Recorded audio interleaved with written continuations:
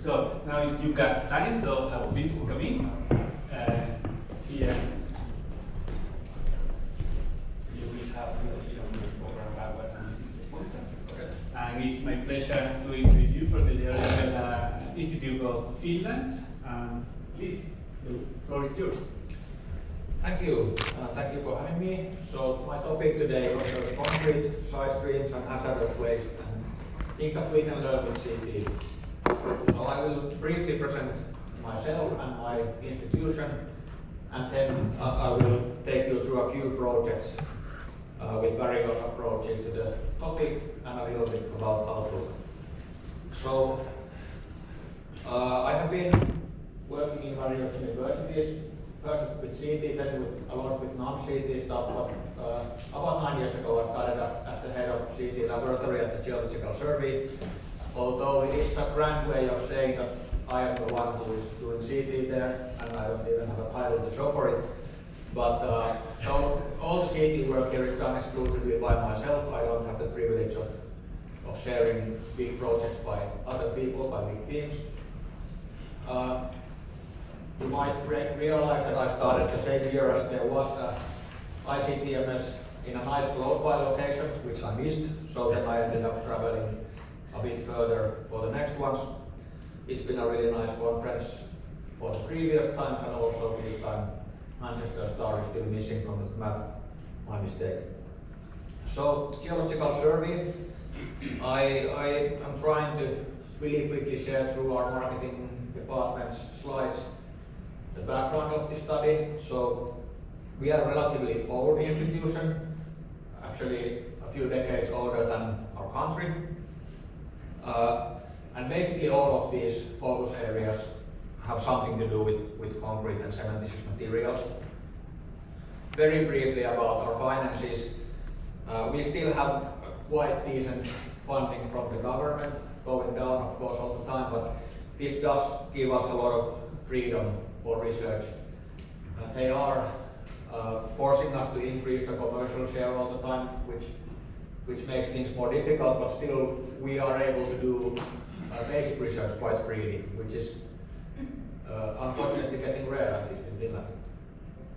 And our scope of research is probably a bit wider than could be expected from a geological survey, and I would take the whole top row against this concrete related one way or another. So there are many uses of concrete that fit perfectly our scope of interest. We all know it's a very nice sample material for CT in many respects, and these projects have various funding sources and applications.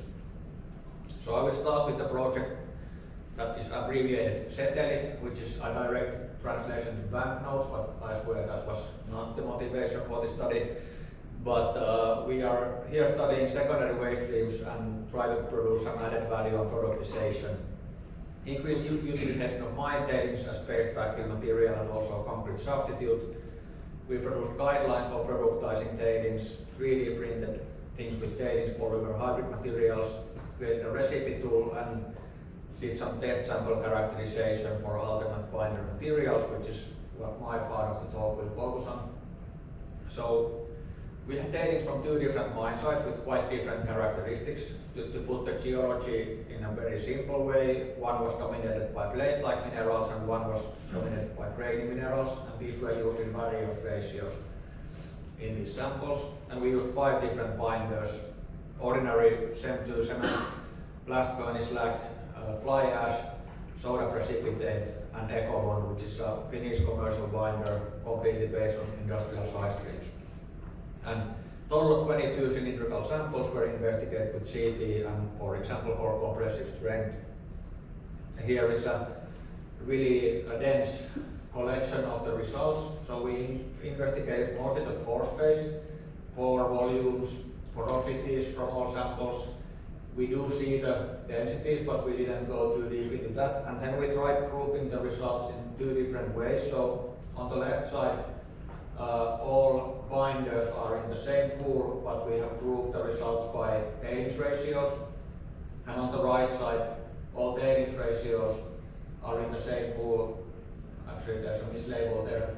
And and we have grouped them by binder. And we do see some trends here. So the mean pore volume goes up when you increase the amount of one of the tailings, except at the other end, strangely, there's a total outlier, but that's actually explained by the cement fly ash soda precipitate sample, which caused a huge amount of big pores in that mixture, and it is also an outlier when you compare the different binders.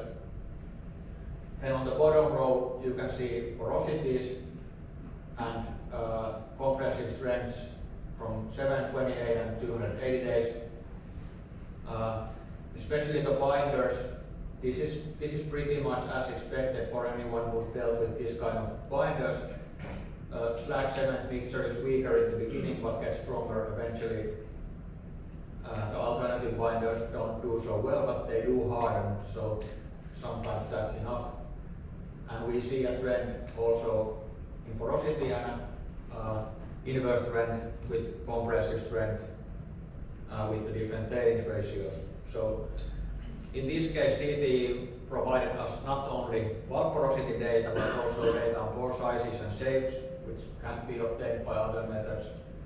We did find correlations to physical properties, even if it's a bit tricky with so many variables. Publication is still to be submitted. Hopefully I will get it done this summer. And all project results are publicly available from our website, but unfortunately for most of you, they are mostly in Finnish. So another project was called SINTEM, short for Circularity Integrated Mining, and this is funded by a funding instrument called Business Finland, and you might guess what that means. We have a really wide scope and loads of buzzwords in the project plan, but XCT studies were quite focused. We were studying side stream-based materials which were developed to act as a stabilizing cover on a mine site after closure. We studied lab mixed and field mixed specimens with various chemical and physical stress factors to determine material durability. This is just a brief overview of the project. So a lot of business partners, a few academic partners, a lot of work packages that are not so easy to understand what they are actually doing. So we did some field sampling. This is a pilot cover structure from a real mine site, but not covering the mine site because the mine is still active. So we drilled some samples, pretty thick drill cores, and you can see a little bit about the environment where the samples came from. This sample was actually broken in half already while drilling. And these three samples from this sampling came to my lab for CT. So for the first sample, we already saw something that started to be pretty common with these field samples. There is this huge collapsed area at the corner of the sample. So this is already a sign to come that mixing these things on a field scale is not easy, let's say. We could also see some clouds of some clay-like material that show clear drying type fractures. We have, I think, already analyzed these from thin section, but I have not received that data yet, so I cannot share it here. The sample that was broken, we can see actually why it was broken. There's not only mixing issues, there's also compaction issues on the field. So you can see at the top of almost every aggregate there is a compaction related crack, and when you have enough of these aggregates on the same plane, the cracks will converge and the sample will break. So that's something we learned from this sample. And then for the final sample, we see another problem with the field scale samples. The top area of the sample has basically no coarse aggregates, and the bottom has a lot of coarse and much more fine aggregates also than the top area. So these are not nearly as homogeneous as they are perhaps expected to be before we do this imaging. So durability studies. The samples were mixed in lab scale and pilot scale, but they were both the same size, these nice smaller cylindrical sizes. We didn't investigate carbonation with CT because at least I have never managed to see any signal of even strong carbonation in my studies, so if someone has any ideas on that, I'm all ears. But we studied freeze-thaw cycles, acid attack and sulfide chloride attack with different amounts of cycles and different time scales. And we'll first take a look at the freeze-thaw samples. So after 50 cycles already at the bottom of the sample, this is flipped vertically, we see this fine flaking. The top seems like there's no flaking, but this actually takes me to the proposed roundtable discussion at the end of the session, because for this study we didn't receive the same samples before and after the cycles, which is a real shame because we actually don't know much about what happened. Here we see quite nicely the flaking and the clear top surface. This video is not going to collaborate fully, but that's been a theme in this conference this year. But you will see a little bit about the porosity. You see a lot of this plate-like porosity at the top and more irregular porosity in the rest of the samples. Then when we move to 100 cycles, we don't see the flaking anymore. But now the question is that is it really like less broken? And it's probably not. You can see even here how the bottom looks. There's no connected flakes, but we can be quite certain that material has come off from here, especially from here, the top surface. But due to bad project planning, let's say it like that, we don't know exactly what happened. And then when we move to pilot scale freeze-thaw cycle samples, we have even bigger issues because, again, the mixture, the compaction are not great. So we have effects like this. So yeah, the sample is quite broken, but it's very unlikely that this was completely due to the freeze-thaw cycles. There has to have been some kind of initial defect that let more water in, and probably the freeze-thaw cycles have increased the damage. But yeah, in the future we might want to think a bit more about this sampling strategy. And when we look at other pilot scale samples, we see this is a constant feature. So the samples are more or less broken. Would be quite nice to know how much of this is due to the stresses actually. So yeah, some interesting findings, but this project could have offered us so much more. Third project that I will talk about is called Safer Bracement, short for radionuclide transport in cementitious materials.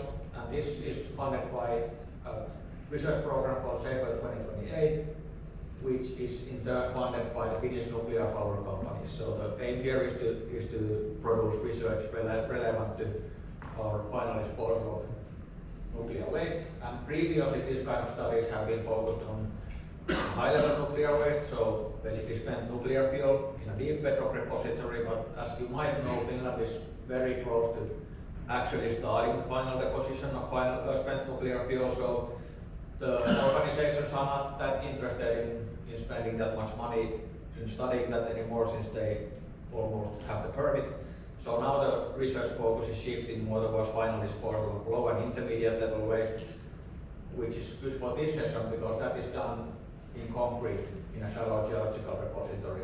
So in this project we research various types of disposal relevant concretes and disposal resin concrete mix with an inactive dummy resin at first.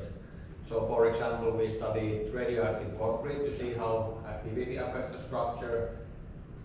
We had a mixture of cement and inactive dummy resin to see how well we can observe the resin in the cement, and also concrete with the inactive dummy resin.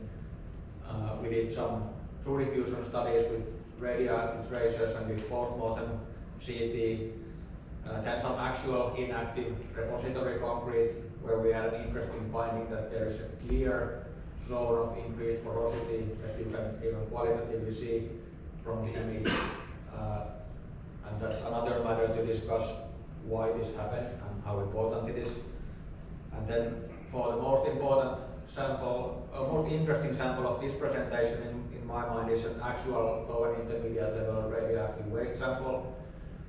We had to first calculate how small the piece has to be so that it goes under the free limits for radioactive samples in Finland, because our lab is not radioactive lab. We don't have permits for handling radioactive samples except when they have a small amount of activity. So actually the maximum piece that we were able to receive was this, which is about 0.5 millimeter times 0.5 millimeter times 0.5 millimeter. But it's actually a very nice size for doing some high resolution CT. I think we are about 1 or 2 micron resolution. And we can see several interesting things here. We can see that sometimes the resin spheres which contain the activity have broken before cementization, and cement has gone in the cracks. And we can see that the resin spheres shrink after cementization, and we can actually quantify how much they have shrunk. This is quite important information for the people who are doing the deposition. And we can also see that there are different densities between the spheres. So this is also something that they were aware of, that their mixture is very heterogeneous, but we can also look at it in CT. And the final project is actually very much in starting phase. This is a continuation of RACEMAT called RADBAC. So we have added some words.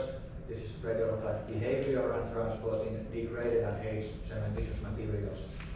So we will have concrete samples aged in different salinity solutions that simulate the underground water conditions in the field repository of the sulfate chloride. And we have actually had an aging experiment for this kind of concrete in Finland since the late 90s. So we are starting to have samples that are actually old, but of course in the time scales of final deposition they are not old at all. But it's the best that we can do in realistic time scales. And we will compare those to pre-steel materials. But I don't have any results from that yet. It's just an outlook to the future. So what next? We are advancing our concrete studies in the near future. This is for us a pretty fresh field of studies. We are going to be doing some in situ durability tests, this time hopefully with better sampling. Also freeze-thaw cycles inside the instrument. Water intrusion tests for actual cover surface materials, possibly with contrast enhancing agents like heavy salts, just so we can be sure that we can see the water in the very heterogeneous material. And I'm really looking forward to any ideas anyone might have for especially Sintem and RADBAC projects from this conference, how to study aged concretes, how to age concretes if people have experience in that. What to do with our poor sampling in Sintem? Is there something that we can still do to get more out of those in theory math results? But with that, I thank you for your attention.